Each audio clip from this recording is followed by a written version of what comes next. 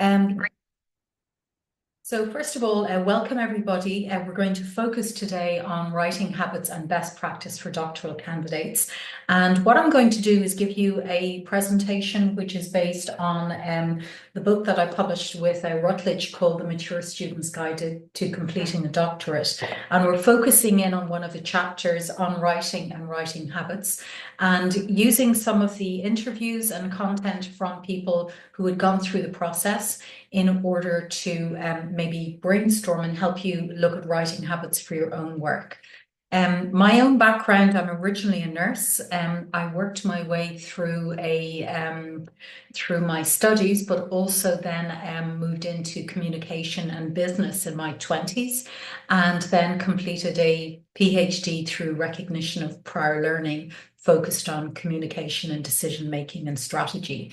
So for me as a mature student, I didn't have a map. I couldn't find the things that I needed in order to move me forward in the process. And I spent a lot of time kind of digging through information, trying to find maps or ways to help guide myself through my PhD. So what I'm hoping is that with the book and with the work that I'm doing with unconventional doctorates and unconventional innovators, that more people who are mature candidates actually continue rather than dropping out in year 1 or 2. So some reason my presentation is not moving forward. When you're a part-time doctorate, it can take up to 7 years to complete. So I always say to people when they're thinking about a doctoral program, really focus in on something that you genuinely have a passion about or an issue that you genuinely believe in, because you're going to fall in love and out of love with your doctorate. But it is an absolutely amazing transformational experience. You learn a lot about yourself. You learn more about how you analyze and critically think. And you also have your values and beliefs challenged as you go deeper and deeper and become more of an expert in a particular subject area. So this is just some quotes from the book, which I just think is useful to reflect on. That, you know, when we talk about undertaking a doctorate, figuring out the basic focus or key things that you need to work on is very important. But also, you don't do this alone. You know, you undertake a doctorate, it has an impact on you, it has an impact on colleagues, it has an impact on family as well. And what's really important is that when you have a really strong motivation trigger as to why you're doing this, it allows you to continue on the days that you really find challenging as well. So this affinity for the research topic, not just doing it because it's the right thing to do, but having an affinity for the area of expertise you're developing, I feel is very important.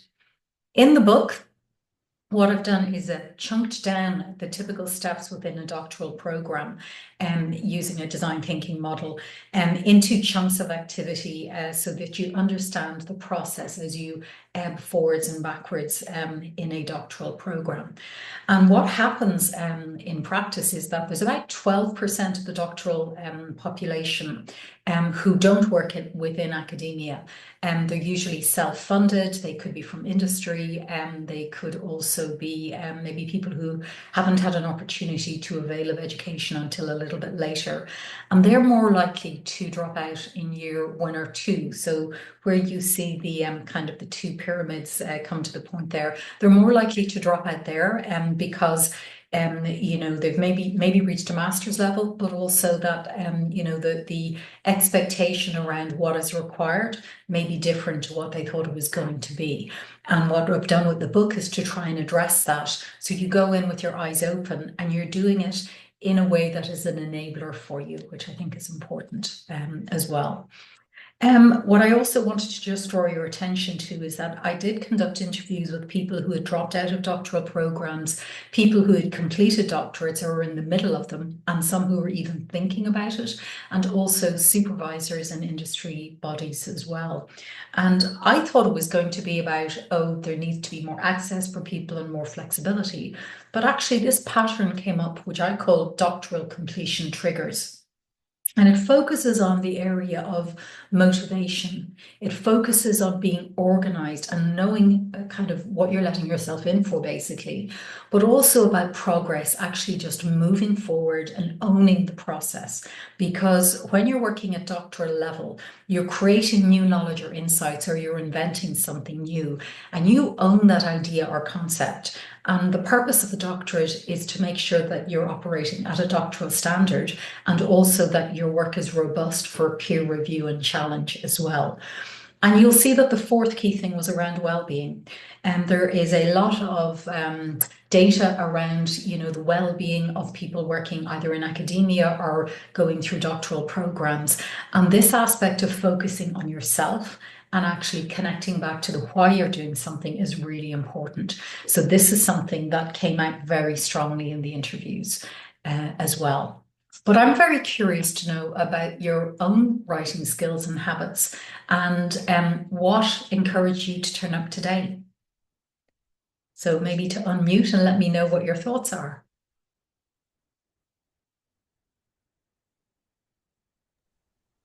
Yeah, so um, for me, I'm currently not in the thesis stage of my Mhm. PhD. I'm still doing a lot of coursework. Mhm. Yes, so I'm still kind of putting my thoughts together. So when I get like new ideas, like something I think maybe I can write on.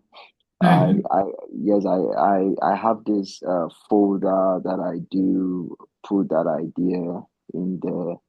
Good. So most of my writings are I mean first of all concerning like coursework, assignments and all that. Then secondly also ideas that I'm processing, thinking through, which I might consider for my thesis. Yeah. Yeah, So yeah. that's how I, Fair. yeah. Thank you, Charles. I think what's interesting there as well is when you're looking at these ideas, I always think with writing and starting to formulate your opinion on things, it's never too early to start just practicing and writing down your opinion on certain things.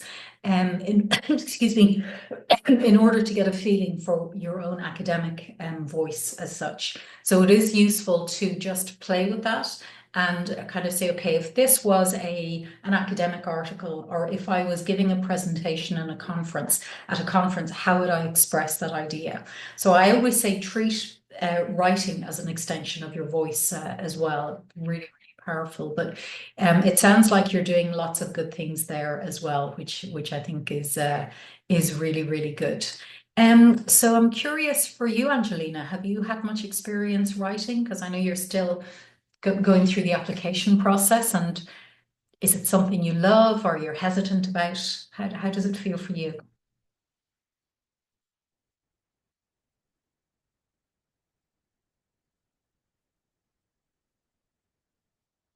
Hello, Naomi. It's Sinead here. I've just asked a question to the group about how are your writing skills and habits. So I was just asking Angelina if she wants to comment.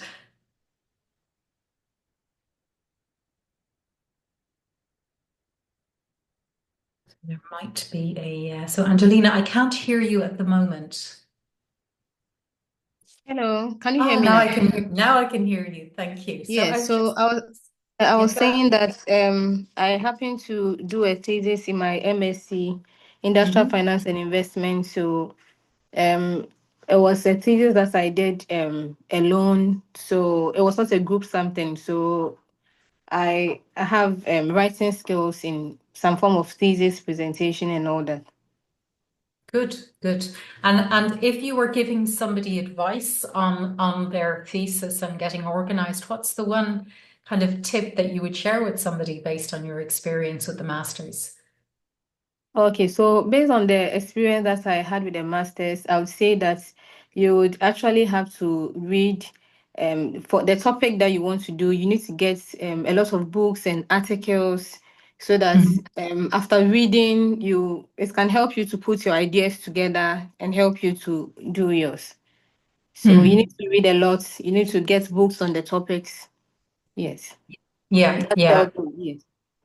Exactly. And I think the one thing I know for me when I was especially developing my literature review in the beginning was I had come from a consulting background, and I found that I had to change the way that I was writing because I was writing more in a business format and rather than an academic format. So it's Okay. useful to play and just to get a feel of what the different kind of writing styles are. So I'm going to go Yes. through some checklists from the book in a moment to go through that. So Naomi, I just wanted to welcome you to the call, and I'm curious if you are thinking about a doctorate, or you're in the middle of a process, or you're curious. Hi, thanks. So I am in the process of doing an EdD. So my big Okay. challenge is that I'm working full time whilst I'm also being a student. So fitting in my writing is challenging. Yeah, I can fully understand that. And I think that there are ways to do that in the way you chunk your time. So we can talk a little bit about that in a moment. So yeah, very good luck with all of that. So this is just a quote from the book where one of the people I interviewed was saying that writing just starts with the first word you put on paper, and you use writing as a way to sort your ideas so that you're understood. I'm curious, when you see that, what springs to mind in where you are in your own different journeys?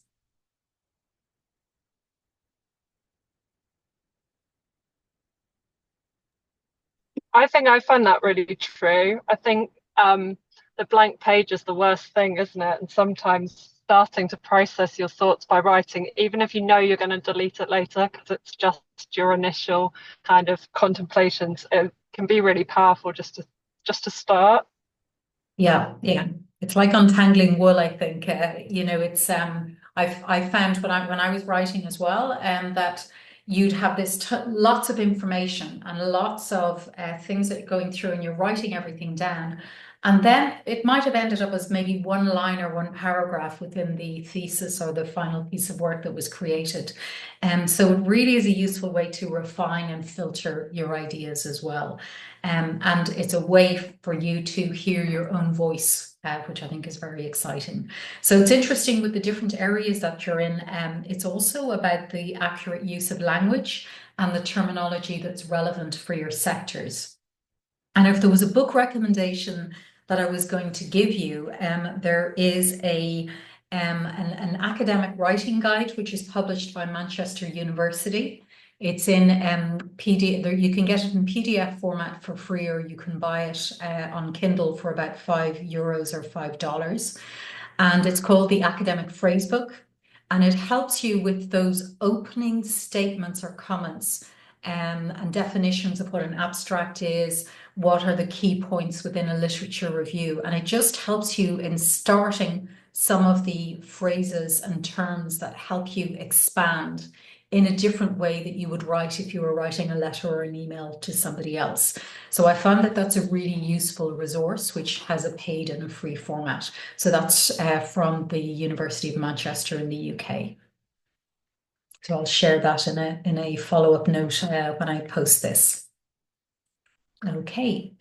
And I think if there was one thing that I would say about the writing process, is it's about understanding what you're letting yourself in for.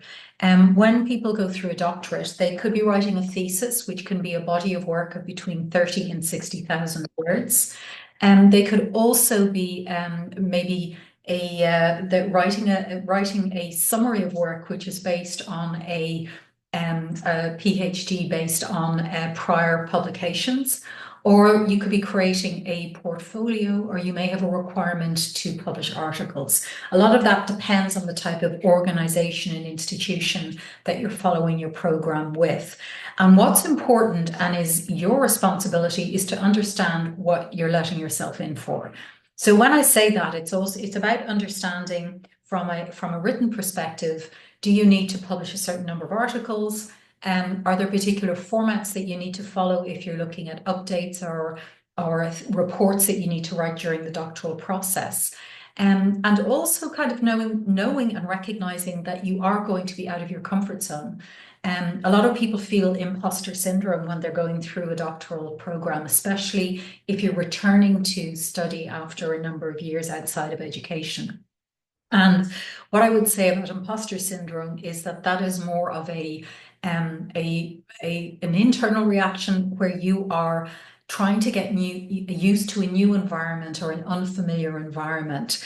And the knowledge that you have in whatever sector you're from is as valuable. And it's a bit like a new language. You're learning about how to interact and how to communicate the most appropriate messages to your peers. So just understand that it isn't always a straight line. It's a bit of a zigzag approach as you're going through this process. And it's about how you develop and you grow. And the design thinking framework that I showed you a little bit earlier is that it really talks about this iterative process, this kind of one step forward, 2 steps back type of approach where your ideas are developing and evolving. So perfection is something that I would say doesn't exist. It's about how you move forward and develop and grow. So just to bear that in mind. So when you submit work to your supervisors or peers, they're looking at your work through maybe an academic eye, or they are looking at your work as from an area of expertise. And while you mightn't agree with the feedback, you've got to look underneath the feedback to see what is it that they're saying and how can I use this information to make my work stronger. Okay, I had 2 supervisors in my PhD. One was very much a literary person. He was very much in allowing you to really free write and kind of, show this almost stream of consciousness in your writing. And my second supervisor was ex-army, and his focus was very much about your work being bulletproof. So it had to be valid, it had to have a straight argument, and it had to have the right references to support your work.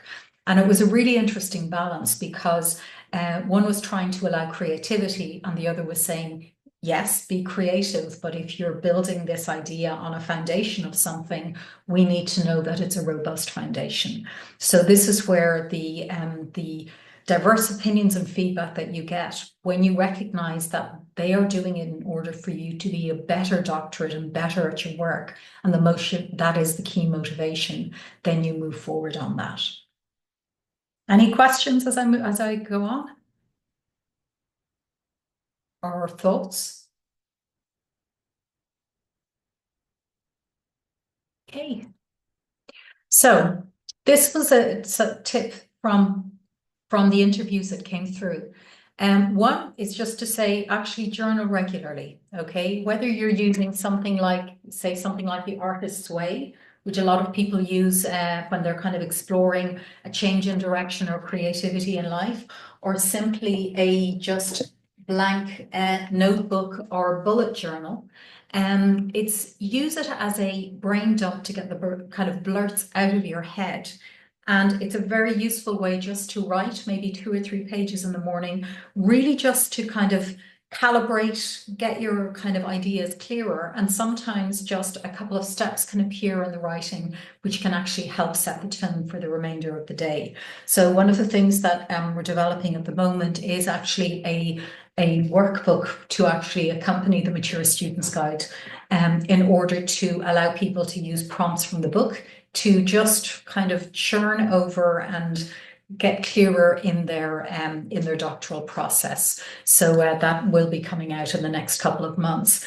But it's also an act of patience, okay? Anything that you write takes longer than you think it will. So an abstract, for example, might sound like something very, very easy, but it summarizes the key parts of a research paper or a thesis or a chapter in maybe 150 to 300 words.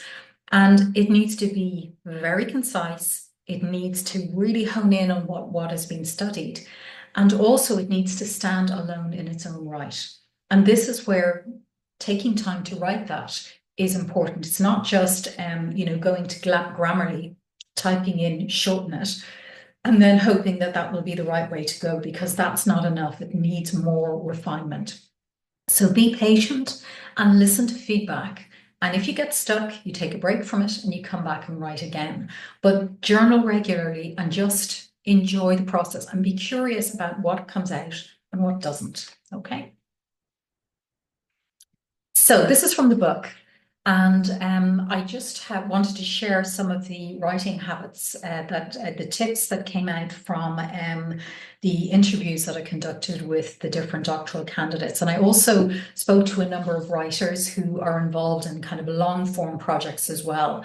And, you know, they were basically saying, you know, some people like to dive into a project and just immerse themselves in their work, while others will kind of say, I have a chunk of time and I can do this. I have a chunk of time and I can do that.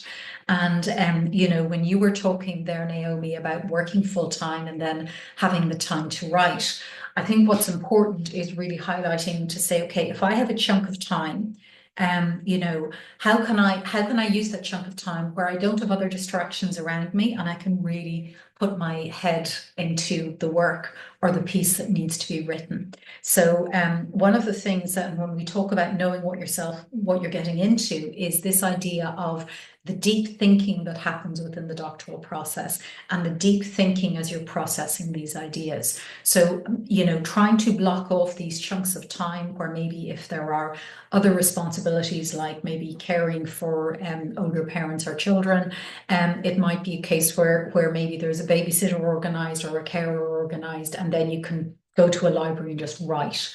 I, for example, tend to write on trains. I tend to I go to a library, for example, and write, because sometimes writing at home doesn't work. So you just find a way and a rhythm that is right for you. And write one page at a time. If you try and write everything at once, it just becomes very overwhelming.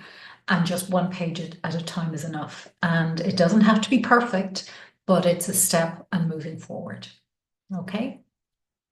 There are also times where you're not able to think deeply.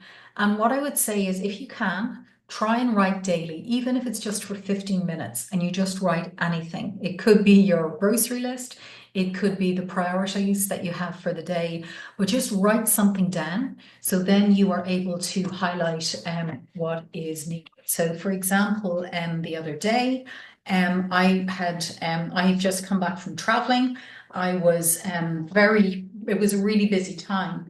And as I was writing, what came through was more like a to-do list, which just has helped me structure my week. I didn't intend to write that, but that's kind of what came out in the writing that I was working on. So even just to journal, get something down on the page, really, really helpful.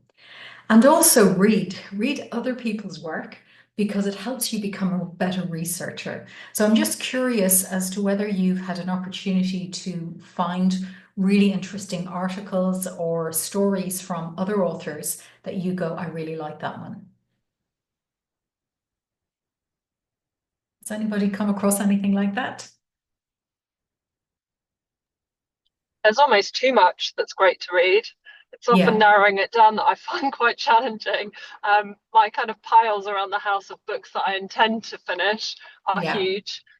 And I'd love to really get stuck into other people's doctorates to, you know, see the style of the finished thesis. But again, that's a huge commitment to read all the way through. So I'm finding that a little bit challenging alongside all the other articles that are a bit more manageable. Yeah. I mean, one of the things I did, and I don't know if it's back up online, the British Library used to host all of the various theses that were published within the UK and Ireland and parts of Europe, the open source ones.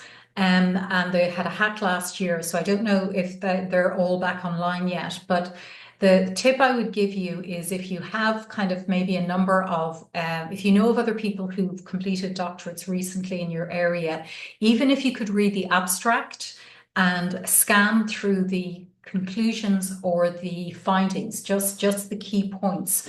If you were able to read those 6 pages, it can give you an interesting overview of what they saw and their tone of voice. So even if you just did that, even if it's the abstracts, you might find that you look through 10 abstracts and one kind of piques your curiosity. And that could be kind of something that could help inform your work. So, you know, I think the reality is that a lot of academics don't read every single thing, but they will scan and they will look at usually the abstract, the findings and conclusions, and then make a decision as to whether they read the paper in more depth. So I don't know if that helps. Yeah, definitely. I mean, that's what I've been doing. That if I've been writing a particular section, I've been looking at just that section across a variety of different theses, for example, to Yeah. give me reassurance about the style and that sort of thing, as well as looking at the content. Yeah, yeah, and also taking notes on that. So if you have a storage, I used Mendeley for mine, where I would have an article, and I would make notes, some key notes in the notes section of Mendeley, and then I was able to use that to inform the writing later on. Because sometimes what happens is you almost have this mountain of information, and then you're kind of going, I know I read something about such and such, and if you're able to search and find it, it can work very well. So I've got some kind of resources in the book as well on that can be helpful. So trying to keep a note of what it is that you're reading is really helpful. Okay, and this allows you to look at, the kind of patterns and insights and what people are saying, but also you can sometimes see a writer that you really like, and then you go, well, I wonder if I wrote in their tone of voice, what would my work sound like? And you just get a feel of what might be a way for you to adapt or reinforce your writing style. So, it's really interesting. So there's a very good communication research called a researcher called Batika van Ruler, who's based here in the Netherlands. And what I find really interesting when you read people who write with English as a second language in an academic paper, they're usually more precise in their wording, and they usually use understandable English. So she has an article which has ended up being almost like a framework that is used within communication studies over the last few years. And she just gives an overview of the different types of communication models and frameworks in the literature, but in a way that's very relatable. So she uses quite a concise and precise tone of voice, but also in it's a very kind of warm style of writing. While there are others who write in a very technical way, and they're very specific in their maybe technical or engineering style.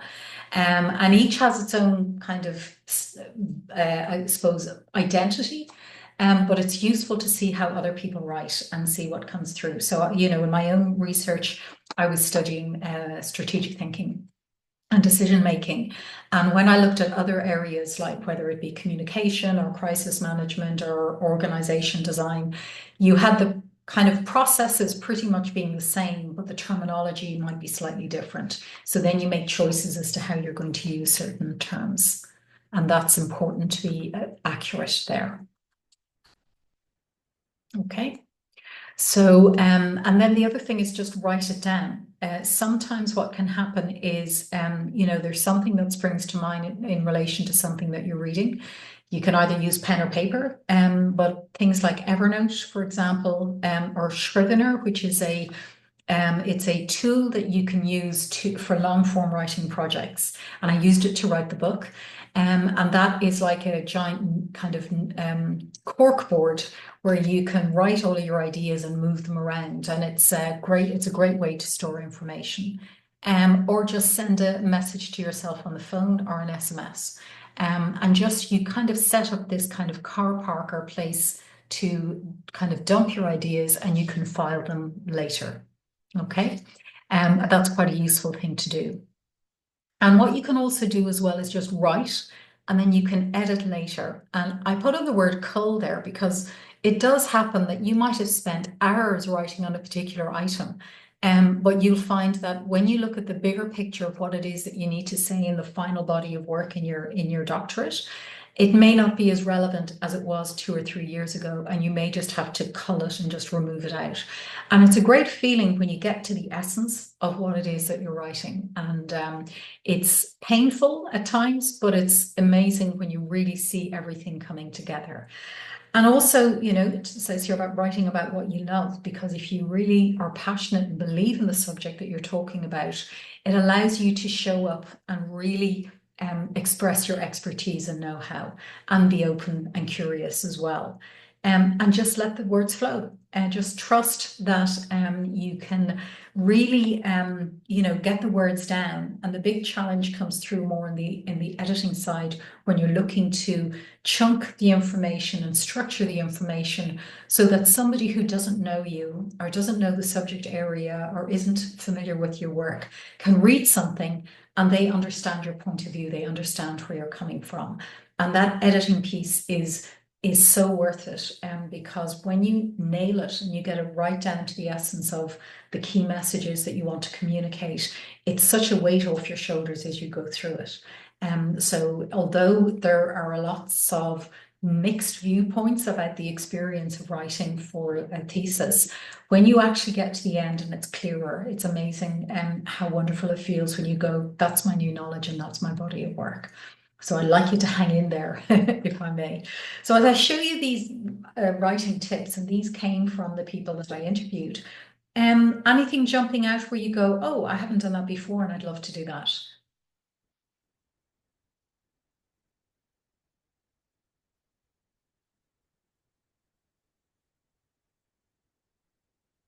Okay, then I will move on. This is just something that came through in the interviews as well, about how to bulletproof your work, okay, in Bulletproof, inspired by my own supervisor. So basically, as you go through and look at other people's work, sometimes you look at something and you'll go, that is really interesting for the area of expertise. So if we're talking about theology or we're talking about education, we can kind of say that's good. But the other aspect is actually understanding how they've built up a good argument and built up their point of view as well. So if you understand their journey of writing, it's really interesting to see how that works. So this is where, if you can look at an abstract, maybe look at somebody's conclusions or findings, and then if you're really interested in a particular piece of work, look at their literature review and see how do they put it together. And that can really help you look at this idea about, okay, have I covered this in the way that it should be covered? And how could this work help me deliver a better body of work at the end of the doctorate? And, the second thing I would say is that, if you claim something and you cite something, there's always this question about according to whom. And this is something I learned when I nursed, actually, that we would have information that might come in about a patient, and it was always about according to whom. So was it a lab result? Was it just somebody making an assumption about something? Or was this information validated? So this idea of according to whom is very important as well. So, it's really, really useful. So, Angelica, if you do want to mark something on it, go ahead. If there's something that you're very interested in, just underline it or circle it. So actually encourage you to do that as well. And you'll notice here that, in point 4, I'm talking about a thing called perceptual positions. And I don't know if any of you have heard of this kind of concept before, but when you look at the, when you're writing a piece of work, if you look at it in the context of your own point of view and the points that you want to make, and then you take the position of a reader, somebody who doesn't know you, and you're looking at their work as a reader, and you're kind of saying, does this make sense? And have they given me enough information to understand what's there? And also looking at it the perspective of either your supervisor or your examiner, then you're able to see, is this robust and does it make sense? And this is something that can happen as you go with certain pieces of work. And then towards the very end, as you're finalizing either your articles or your thesis at the end, then you're able to kind of say, okay, how do I know that I'm communicating this well? So if you take these points of view, you're able to understand, does the reader understand and know what it is that I want to say? Have I given proper consideration to these points? And also, does the examiner have the information that they need to know that I know what I'm talking about? And I'm objective, and I've considered all of the different perspectives in putting together my argument. And also, if you find logical fallacies in your work, so a logical fallacy is a flawed argument. If you find it in your work, acknowledge it. It's part of the process of developing this robust area of expertise. And when you identify them, these flawed arguments, you're able to strengthen the work and you're actually able to create something that is more robust and more coherent. So really see this whole process as a way of making your work from being good to superb to absolutely outstanding. So it really is a way to highlight what you can do. And I would also say that there are times where you might have a deadline and you might have to go, stop. It's good enough for now. Okay, so if you try to have produced perfect work all of the time, it's actually quite overwhelming. So make sure that you kind of go, it's good enough for now. I'll get my feedback and then I'll improve it. Okay, so just bear that in mind, because finished, as they say, is better than perfect. Any thoughts on that? Sorry, I'll just go back to that. Any other thoughts on bulletproofing your work? Again, this is from the book, so I just kind of put in a screenshot so you could kind of see the tone of voice and the language as well. Okay. So I'm curious. This is a feedback from one of the interviews where the person said, I adopted a different style of writing aligned with my area of expertise. It involved culling reams of copy into short, sharp sentences. And over time, I became more discerning in my presentation of the state of the art. And also a ruthless side emerged in me. And I decided what would stay or what would go in my final thesis. And this was an important aspect of the doctoral experience. So what springs to mind when you see that? And does that make sense? Charles, I don't know whether Charles has dropped off, I think. Angelique, is there, for something that you're considering, how does this sound? If this is something that is going to happen as you develop your work, does that sound something that you'd like to do?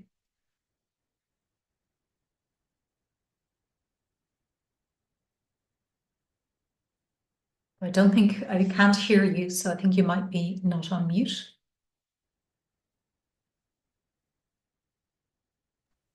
I'm not good at researching. I have to learn how to do that. Yeah, yeah. And, you know, a lot of it is actually, you know, getting it, that you really get ruthless at the very end of this writing process. I think that's what's quite nice as well.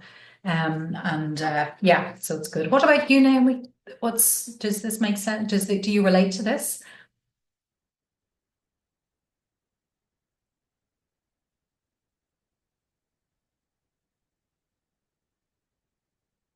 I might have a slight delay on the line.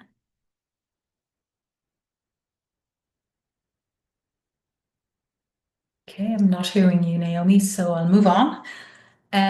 So Charles is on his way back. I just thought I'd open up the floor, and I'm going to open up the book just to show you some productivity tools that were identified within the interviews. But I just wanted to flag this question about using AI tools to write. So has anybody kind of thought about that in their work?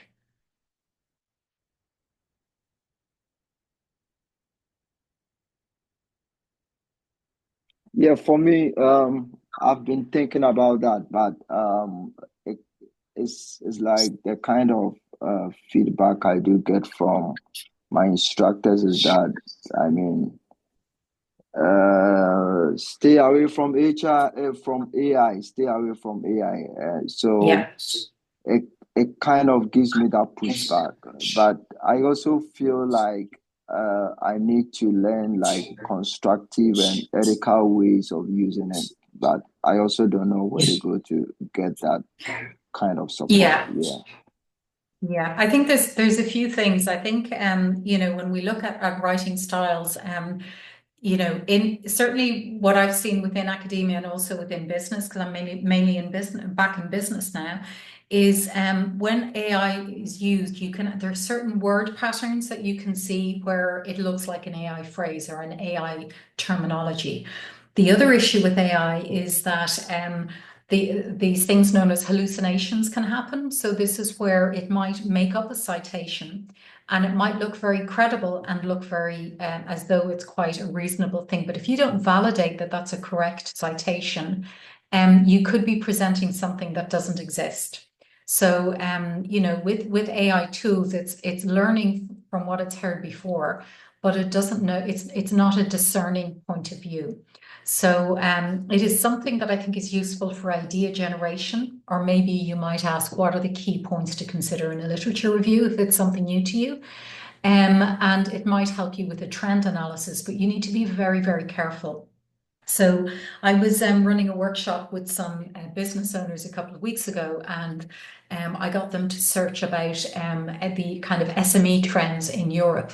And what it said what it came out with, depending on the tool that you used, was that the average small to medium-sized enterprise had an annual turnover of 1.1 million, and that the majority of SMEs succeeded. And SMEs, certainly within Europe, don't have that type of turnover because they're much smaller companies. So it was pulling in information from various sources, and it just got the message got lost.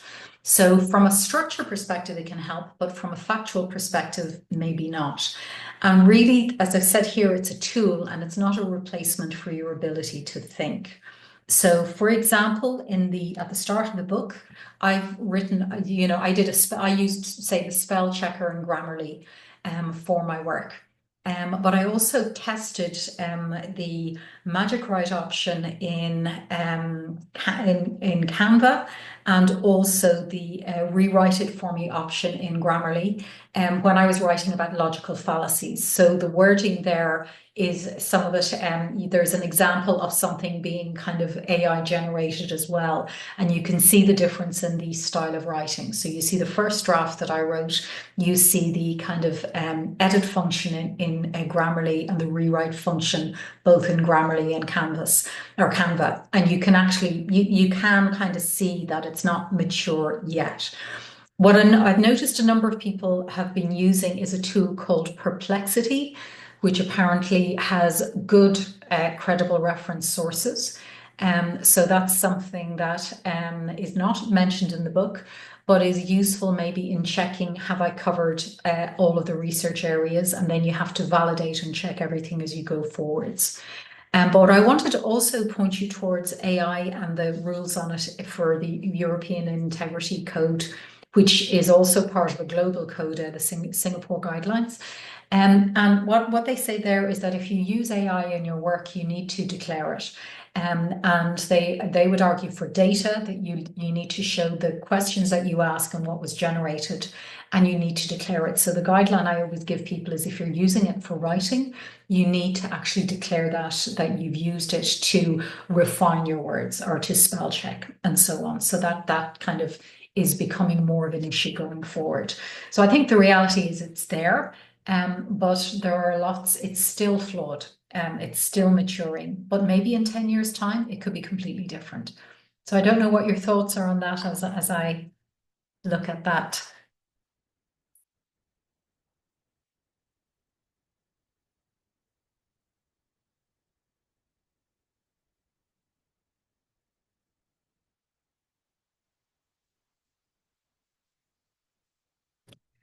So the other thing that I did as well in the book is there's a number of books that I recommended in the guide itself, which is looking at whether you're more of a STEM type of writer, so you're in the sciences area, or if you are in the qualitative area as well. And the different kind of a number of books and resources that can also help you in deciding about your writing style going forward. But if there was one thing I would invest in, it would be the Manchester University Academic Writing Guide. Because of those opener statements, they really just help you with that. Because I don't know about the rest of you, but I know for me, I really struggled with, sometimes you write a sentence where maybe in a press release, it might just be 10 words, but in an academic scenario, there would be a build-up that would take maybe 3 or 4 lines, and then you would make your point. So it was a very different type of writing style. So these are the things that are important to highlight as well. So does anybody have any questions?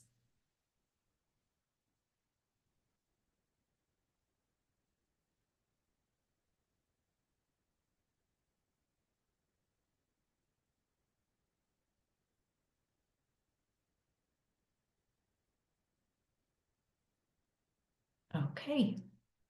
And I'll just kind of highlight just a little bit about what it is that I'm doing now after my PhD. Is that I've set up a startup called Unconventional Innovators, and we're focusing on the low participation rates of underrepresented groups in the innovation ecosystem. And at the moment, we're focused on the doctoral talent pool. And what we're hoping to do is to tackle the low completion rates amongst doctoral candidates, particularly those from underrepresented groups, self-funded, or those not working in education. So this is kind of what we look at. We have the individual, so your own self-directed leadership. We have innovation and research, which is about doctoral programs, and then entrepreneurship, which is around those innovative workarounds and ideas that people have on the work floor that actually could contribute to industry, safety, or even solve major world problems. So that's basically what I've been working on, and it's actually what came out of my experience of going through the doctoral process as somebody without a degree. If you want to join the community, you can scan this code, and you can join one of our peer groups. Costs nothing to do that, but it would be lovely to maybe see if you would like to join the community, and just really try and encourage more people to really bring out the best in themselves. Every month I host an event like this on the last Friday of the month. So next month we're going to be looking at the countdown to the defence for people who are in the final stages of their doctorates. This information is all on Eventbrite, and you can just register and sign up for whichever session you want. And also very happy if you want to email me or ask questions in the interim. So this is the book. It's available in electronic and hard copy format. It's very practical. It's a very, very practical book. And I hope that it'll help you going forward, published by Routledge. And I'm just curious if anyone has any more questions.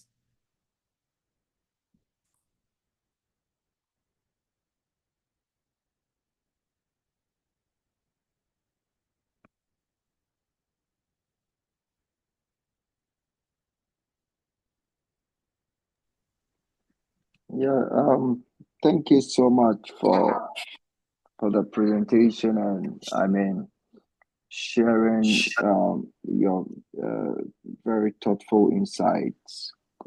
And I kind of resonate to the problem you're trying to solve. Yeah, because I'm currently in the US. I migrated from Ghana just to have this PhD program, and I worked as a pastor, so I may not use this PhD to teach. I may use it to maybe do pastoral leadership in congregational settings, and I'm also like a mature student.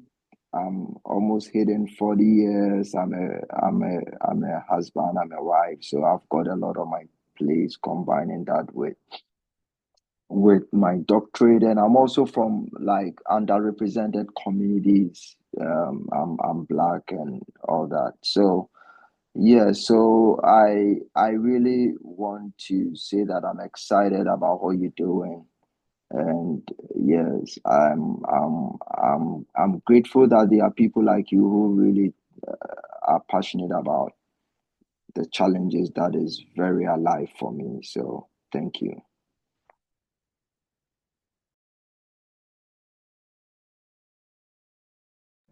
I really appreciate that, because it is it's something that say from my own background, I'm originally from Ireland, but there were many barriers as well in securing education, or just because of my kind of identity, that people that has had problems in the past. So I do believe that if people have the opportunities to complete, as in to support on the what I call them completion triggers, and in academia they're often talked about as dropout triggers. And I really believe that if people are motivated, if they have the right supports to help them progress, that I suppose even better ideas and better insights can be created for the future. So you're very welcome to maybe just sign up on the network and join one of the peer groups. I'm launching a mastermind and peer groups in the coming weeks. So you're very welcome to join in on those as you see fit. Then we can just see how people can be supported, because I've just found that it can be a very lonely experience. But if you really believe you want to make change, you've got it's important to push through. So yeah, very happy to support in any way I can. So I'm sharing one thing online here with you all, which I just thought would be important, is to look at I just wanted to show you that there's a couple of references here about handy tools that can help you. And things like Google Scholar or FocusMate. There's the Grammarly in the edit that I was talking to you about as well, that sometimes it can be overwhelming trying to find information. And sometimes you need to say, well, what is it that I need to complete my doctorate, and how much will it cost? And also, is it worth it? And can I get it through my institution or not? So sometimes you just have to step back and say, what things would help me get through? Okay, so I just wanted to flag that as we go forward. And I might just share the QR code again for the just connecting with me in the community, if you want to support there. Any other comments or thoughts? Because I'm using my phone for this Zoom, it's like I don't know how to do the scan. But yeah, anyways, Angelina is my wife, so I don't need to hide that from okay, you. Angelina. So I'm just getting close to her phone to scan it. Angelina too is planning to do a doctorate soon. So yeah. Oh, great. yeah, Yeah. So yeah. very happy to see how we can. I'm just getting close to her phone. Yes, I got it. Yeah, it's great. So yeah, so just see what feels right, and of course, please feel free to email me or get in touch, and I'm happy to support where possible. So I'm very conscious of your time as well. So it's coming up to 5 o'clock. So if there aren't any other questions, I'll wrap up the call, but I just want to thank you all for joining me, and also thank you for the insights that you gave about working full time, about challenges, about thinking about becoming a doctorate. But also what I'm really curious about for the future is what the impact of doing something like this will have on your community, on the quality of life that you have, and what you can give your families and your peers as well. And I wish you all well in your journey. And if there is any way that I can support you in the future, please reach out to me. And maybe I'll see you next month. Okay. Yeah. Take care. Thank you. Okay. Thank you. Thank you. Take care, everybody. Bye-bye. Bye.